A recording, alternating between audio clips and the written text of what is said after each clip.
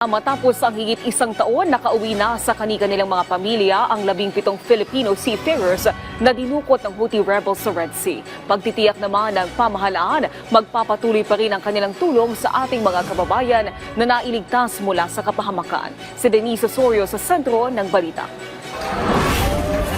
Emosyonal ang mga 17 Pilipino seafarers nang dumating sa Pilipinas pasado alas 9 kagabi. Ang iba sa kanila, napayakap na lang sa mga kaanak na sumalubong. Sila ang mga Pinoy na binihag ng Houthi rebels sa Red Sea noong November 2023. Sakay sila ng barkong MV Galaxy Leader na hinijak ng mga rebelde.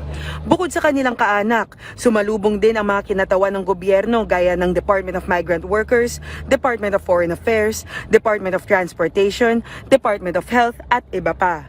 Ayon kay DMW Secretary Hans Leo Kakdak, hiniling ng mga seafarer na kaagad makauwi ng Pilipinas. More about the families reuniting at nangyari na po yun and we're giving them time to be together. They said, no, we want to go home and see our families. And so immediately we booked them. Ayon naman sa Department of Health, kinakailangang dumaan muna sa mga medical protocol at debriefing ang mga Pinoy seafarer. They are not traumatized, alright? They came, galing po sila sa isang traumatic situation.